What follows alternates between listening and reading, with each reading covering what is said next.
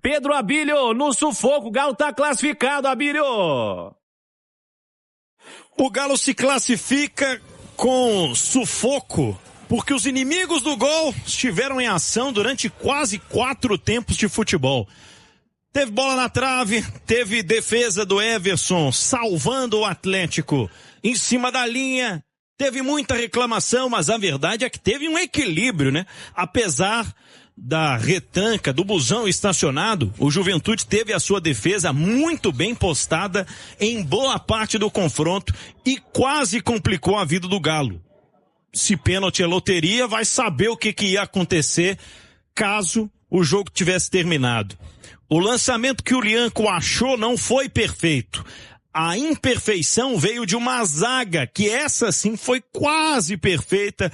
Faltou isso aqui, né? Um pouquinho para tirar a nota 10. Na hora de fechar a conta, acabou derrapando. Um vacilo duplo na zaga do Juventude. Poucos minutos antes, quando a bola sobrou para o Igor Gomes, a gente imaginava, né, que é o tipo de gol perdido de um 0-0. A bola aqui que o Everson faz a defesa em cima da linha parecia um lance típico de 0-0. O Barba vai precisar, né, claro, conseguir ajustar os movimentos do ataque para que o Atlético sofra menos para produzir gols daqui para frente. A temporada vai cobrar, não vai dar para ficar ganhando assim no aperto sempre. Mas hoje, o que soluciona o problema do Galo é uma insistência, primeiro de tudo, é a tentativa, é o seu goleiro e principalmente o momento de aproveitar as oportunidades.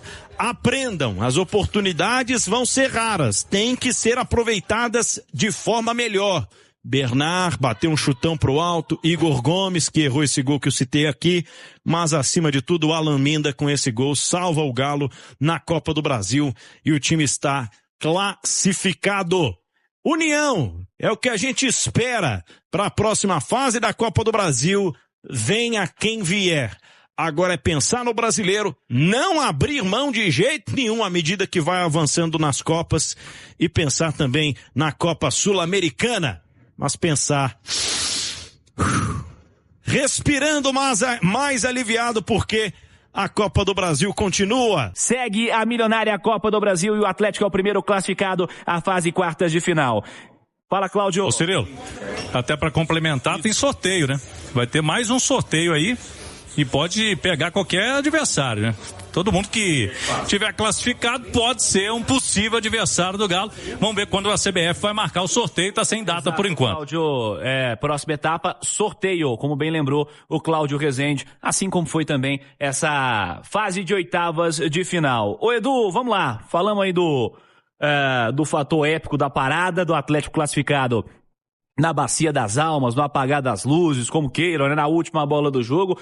E o jogo em si, como é que o Atlético chegou a essa classificação, como saiu esse 1-0 do Galo, como é que você avalia a qualidade do jogo do Galo hoje, Edu? Ô Cirilo, não foi muito diferente daquilo que a gente tem visto, né? O Atlético do Barba, de uns tempos pra cá, é um time que luta, que deixa tudo em campo.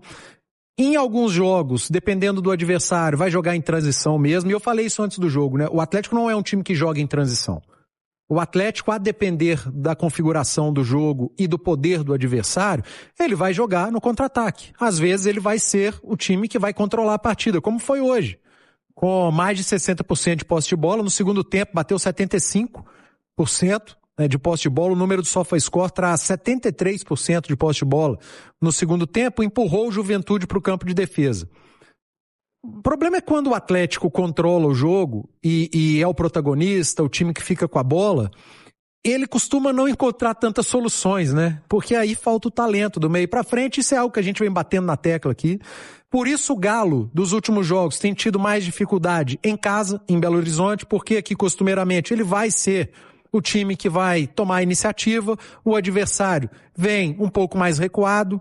É claro que vai encontrar adversários pela frente aqui em BH, e que o Galo vai ser empurrado. Existem times hoje no futebol brasileiro que têm essa capacidade. O Flamengo é um deles. O próprio Cruzeiro é outro deles. O Palmeiras pode fazê-lo também. Em outras oportunidades não fez com o Atlético, mas também tem essa capacidade. Enfim, o Bahia fez no segundo tempo. Mas o Galo, quando encontra espaço, e aí depende muito mais da velocidade, de atacar espaços, aí sim ele tem um time com uma característica que pode entregar mais. Mas hoje, pegou um Juventude tirando os espaços, defendendo muitas vezes com linha de 6, linha de 5, muito bem compactado. Eu e Marcos chamamos atenção durante todo o jogo, a velocidade com a qual esse Juventude recompõe. Isso, o que acontece? Tira espaço do Atlético. E para achar espaço, o que você precisa? Ou circular a bola com muita velocidade, ou então ter talento. A individualidade do cara que vai achar um passe entre linhas, que vai driblar 1, 2 e vai invadir a área sozinho. O cara que tem uma bola e nessa bola ele define o jogo. O Bernard teve uma e não definiu. O Igor Gomes teve uma, não definiu. O Coelho não teve responsabilidade, acho que ele finalizou muito bem. Ali foi infelicidade. O Minda teve uma chance antes do gol e jogou a bola longe. E aí falta talento, mas dentro do controle de jogo, de igualar a luta do adversário, de brigar, o Atlético fez um jogo de Copa, correto, corretíssimo. O Atlético não seria eliminado por falta de luta ou entrega. O jogo não estava indo para os pênaltis porque o Atlético deixou de encarar o Juventude lutando e brigando. Não, isso tudo o Atlético fez. Mas esbarrou novamente na falta de talento do meio para frente. Só que hoje o pão caiu com a manteiga virada para cima, como diria o Luxemburgo. O Lianco teve a perspicácia de, no último lance do jogo, falar: para que eu vou tocar de lado se o juiz vai acabar o jogo? Eu vou jogar essa bola para a área. Vai que vou jogar na direção do Minda, que está lá dentro. Vai que a bola cai no Minda e ele consegue arrumar alguma coisa. Mas o lançamento foi mal feito. O lançamento foi na cabeça do adversário. Só que pior que o lançamento foi o que fizeram os dois zagueiros do Juventude. Um time que não sofria gols há mais de 600 minutos. No último minuto do jogo em casa, bateu cabeça. A bola sobrou pro Minda, na cara do goleiro, ele fez 1-0. Então o Atlético fez o jogo que tinha que ter feito. Agora, esbarrou naquilo que vem esbarrado, naquilo que tem esbarrado ou que vem esbarrando nas últimas partidas. Do meio pra frente, falta qualidade ao Atlético. Se o Galo tivesse uma ou duas peças ali na frente, Cirilo, que fazem diferença, uma ou duas, estou pedindo muito? Não. Acho que não, né? Não. Uma ou duas, cara. Como a gente já viu em outras oportunidades, até em anos anteriores, o Atlético tinha mais do que duas, né? Mas o Galo cria oportunidades e o time que cria é mérito do treinador, tá? Vou sair em defesa do técnico do Atlético, tem tomado muita porrada aí. O Atlético está entre as equipes que mais criam grandes chances no Campeonato Brasileiro, entre as 4. Isso é trabalho, isso é coletivo, isso é tático, isso é trabalho do treinador. O Atlético está entre as equipes que mais perdem grandes chances no Campeonato Brasileiro. Isso é jogador, isso é falta de talento, isso é decisão errada, tomada de decisão errada, isso é escolha mal feita, isso é falta de qualidade na hora da definição. Então essas chances perdidas são responsabilidade dos atletas. São lances que um Diego Costa não perderia, que um Hulk não perderia, que um Nacho não perderia, que um Zaratio não perderia. Eu vou falar Paulinho, muitos vão dizer, o Paulinho perderia. Olha o número de gols que o Paulinho saiu do Atlético, né? Fez muito mais do que perdeu. Um Paulinho não perderia. Um grande jogador, ele precisa de pouco para marcar. O Atlético não tem esse grande jogador do meio para frente. E aí, essas grandes chances criadas e os gols perdidos costumam fazer falta. E hoje já estavam fazendo falta, né? De duas, pelo menos, grandes chances que o Atlético teve e acabou desperdiçando. Mas é o que eu falei antes do jogo e no primeiro comentário depois do jogo. Copa, a gente não cobra tanto o desempenho. Copa é resultado. Eu não vou passar pano não, sabe? Pro Atlético não. Acho que o Barba hoje faz um jogo ruim também. Começa a aparecer algumas oportunidades dentro do banco, né? Que ele, infelizmente, não quer usar. A gente está pedindo aqui e, infelizmente, não acontece nada. Por exemplo, o Dudu tentou entrar titular da última vez, não deu certo. Agora entra no segundo tempo também, a mesma coisa. O Borba está todo mundo querendo ver novo, né? Acho que não só a vontade de ver alguém novo jogando, como também a necessidade, né, de tentar coisas diferentes. Já que não está dando certo, vamos tentar alguma coisa diferente. Então, infelizmente, ele não tenta sabe? Então, é os jogadores que estão dentro de campo, que chegam ali na linha, no bico da grande área, que chega frente ao gol e não tentam chutar, e não tentam definir aquela jogada, fica um passando a responsabilidade para o outro. Eu vi isso o jogo inteiro, sabe? E o Barba também está com medo também de pegar e tentar coisa nova, né? Ele quer trabalhar em cima do padrão, né? Mas, se deu certo, ótimo. Se a gente for campeão dessa forma, Barba é o melhor. Mas ficar passando susto sem necessidade, né? Passar um jogo inteiro sem poder sem marcar gol, ou pelo menos sem poder assustar, né? O primeiro jogo ainda foi pior. Esse segundo ainda foi um pouquinho melhor ainda. Mas eu acredito que não tem necessidade, né? O elenco que o Atlético tem, perto do Juventude, a gente não desmerecendo o Juventude, né? Que tem a melhor defesa da Série B e uma das melhores do Brasil nesse momento. Eu não vou tirar os caras, não, mas, meus amigos, investimento nisso aí fala por si só, né?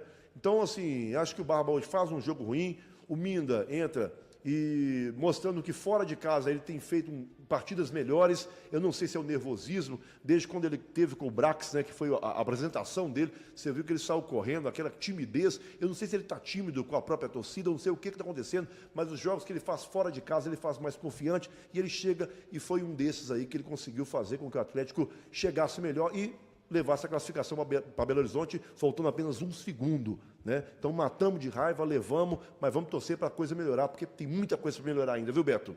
E o Atlético hoje, por mais que tenha sofrido durante boa parte da partida, foi melhor que o Juventude nos 90 minutos. E se não fosse o Everson, né, que fez defesas importantes, talvez a gente tivesse uma sorte ruim no jogo, mas num jogo onde a gente perdeu vários gols. O Natanael, de novo, perdeu gol na cara, num passe do Coelho. Tivemos ainda outras oportunidades, o Galo também perdeu ali gols, perdeu também na decisão ali do último passe, onde mais uma vez a gente viu uma partida onde o Atlético peca muito nesse aspecto de tomada de decisão, mas o Atlético mereceu essa classificação, porque o Atlético jogou para cima o tempo inteiro, pressionando o Juventude o tempo inteiro. No primeiro tempo a gente teve até os 35 minutos um Atlético mais dominante, mas que errava muito a última tomada de decisão. Nos últimos 15 minutos do primeiro tempo, o Juventude igualou o jogo e eu fiquei preocupado. Será que a gente vai ver o que a gente viu em Belo Horizonte, onde o Juventude cresce no final do primeiro tempo e volta no segundo tempo melhor? Só que hoje foi diferente. Hoje o Atlético voltou melhor no segundo tempo. O Tomás Coelho, inclusive, sendo o principal jogador do Atlético nos primeiros 25 minutos do segundo tempo. E aos poucos o Galo ali foi chegando. Só não entendi a entrada do Dudu no jogo, né? Com relação aí ao técnico Eduardo Domingues, uma decisão que eu não consegui entender, porque já não jogou bem em Belo Horizonte, hoje entrou mal de novo no jogo, e eu fiquei aqui cobrando em pensamento, porque eu estava sozinho, então não estava falando sozinho que eu não sou doido, mas fiquei cobrando em pensamento. Tinha que ter colocado o Minda também, né, um jogador que, antes da parada da Copa do Mundo, era o melhor jogador do Atlético, contra o São Paulo, contra o Palmeiras, entrou também e foi decisivo, dando passe para o Igor Gomes. E aí ele coloca o Dudu. Não entendi. Mas depois, no final do jogo, a gente vê o Minda entrar e realmente é diferente. O equatoriano fez algumas jogadas interessantes já antes do gol e a jogada do gol mostrou muito aí de um jogador que acreditou numa jogada ali, que não tinha muito do que sair, mas o cara que acreditou na jogada conseguiu girar e bater na saída do goleiro para fazer o gol da vitória do Galo. E já tinha, inclusive, participado no lance daquela assistência pro Igor Gomes, né? Ele participa no início da jogada ali, o Igor Gomes recebe a bola na cara do gol e chuta para fora, enfim. Foi um jogo onde o Atlético, por mais que teve ali os momentos de susto, o Atlético foi merecedor sim dessa vitória e conseguiu vencer o Juventude lá, quebrando uma sequência aí que vem lá de 2020.